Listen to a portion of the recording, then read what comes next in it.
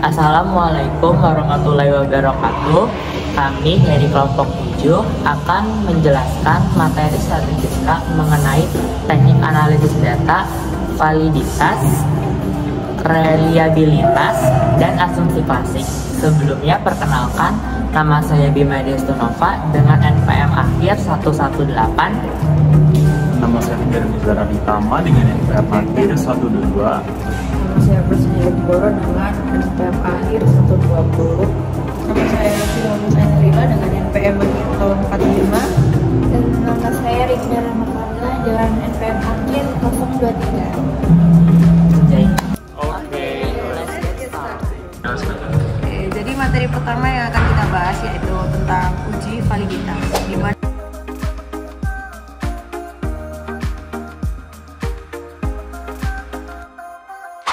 Dimana menurut Aswar, uji validitas berasal dari kata validity, mempunyai arti sejauh mana ketepatan bisa diukur dan kepastiannya dapat ditentukan oleh suatu data. Dalam pengujian suatu data atau kuesioner, validitas memiliki dua jenis pengujian.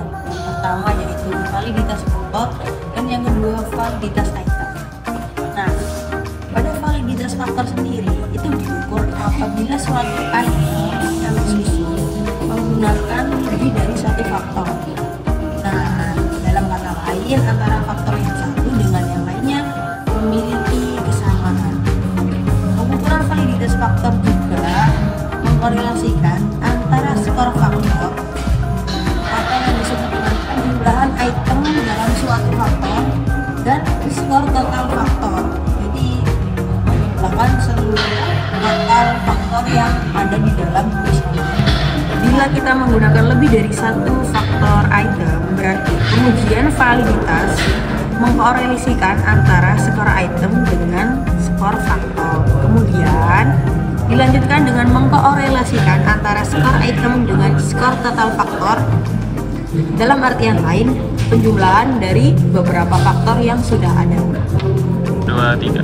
Jadi, berikut adalah rumus cara menghitung validitas dari suatu data. Untuk materi selanjutnya adalah reliabilitas.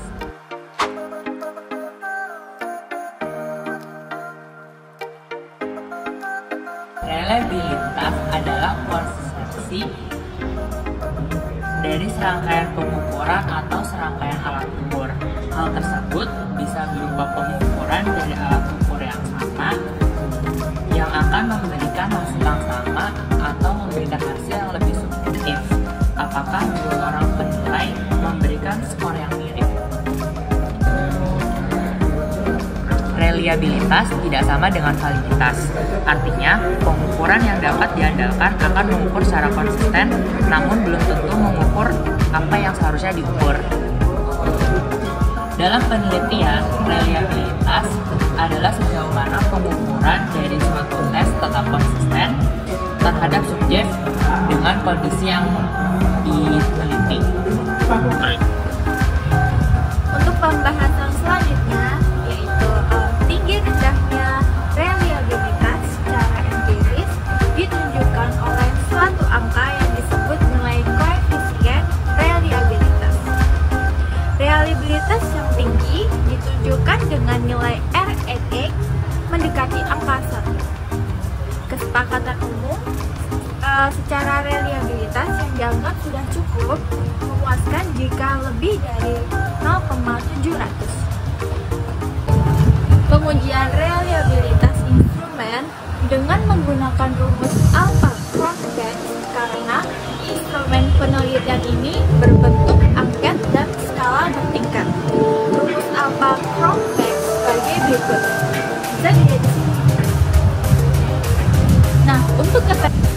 Untuk keterangannya, R11 yaitu reliabilitas yang dicari dan R adalah jumlah item pertanyaan yang diuji dan sigma dari sigma kecil T kuadrat adalah jumlah varian skor tiap-tiap item dan sigma T kuadrat yaitu varian total.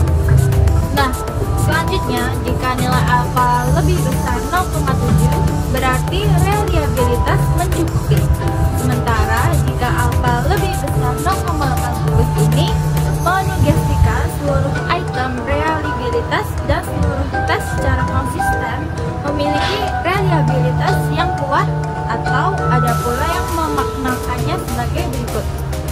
jika alfa lebih besar 0,90, maka reliabilitas sempurna. Jika alfa antara 0,70 sampai 0,90, maka reliabilitasnya tinggi. Nah, jika alfa 0,50 sampai 0,70, maka reliabilitasnya sedang. Jika alfa lebih kecil dari 0,50, maka jika alfa lebih besar 0,90, maka reliabilitasnya sempurna. Jika alfa antara 0,70 sampai 0,90, maka reliabilitasnya tinggi. Nah, jika alfa 0,50 sampai 0,70, maka reliabilitasnya sedang. Nah, jika alfa kurang dari 0,50, maka reliabilitasnya rendah. Jika alfa rendah, kemungkinan satu atau beberapa item tidak dapat diandalkan.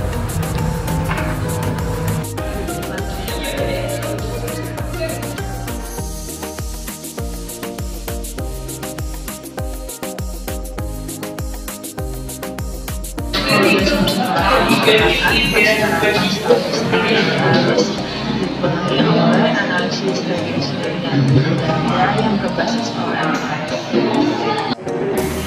Jadinya terdapat memiliki satu jumlah. Pertama dari normalitas. Normalitas kemudian tampak masih ada juga sedangkan normal berbeda. Yang baik yang dengan normal. Normalitas tidak dilakukan aktivitas yang tambah. Bahkan saya sedang sebuah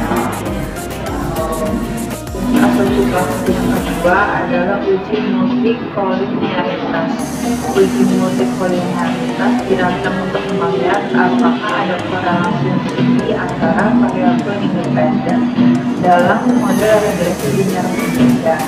Apabila terdapat korelasi yang tinggi antara variabel independen, maka hubungan antara variabel independen dan variabel dependen dapat terjadi. Dalam uji identitas, dalam rutinitas identitas, dia apakah ada perbedaan tidak sama antara satu residu dan pengamatan lainnya. Salah satu model regresi yang mereka berlakukan apabila ada kesamaan dalam varian antara residu dari satu pengamatan dan lainnya yang disebut prognostisasi.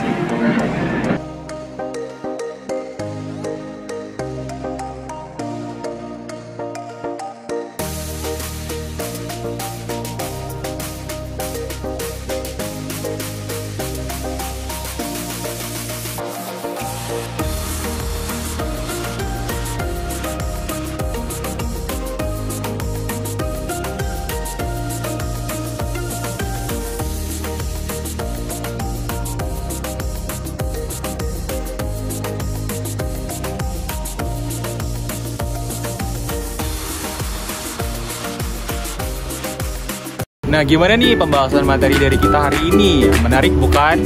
Kalau kalian suka dan paham dengan materi dari kita sudah ajarkan, jangan lupa klik like ya. Dan kalau ada yang ingin ditanyakan, boleh banget bisa langsung ditanyakan di kolom komentar. Kalau kita ada waktu, bakal kita jawab pertanyaan kalian.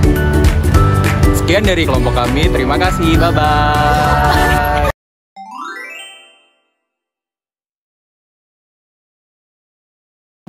Akan menjelaskan materi statistika mengenai teknik analisis data,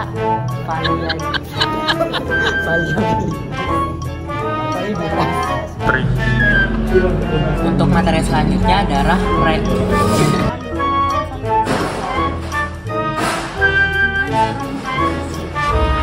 Jika alfa lebih besar dari 0,90, maka reliabilitas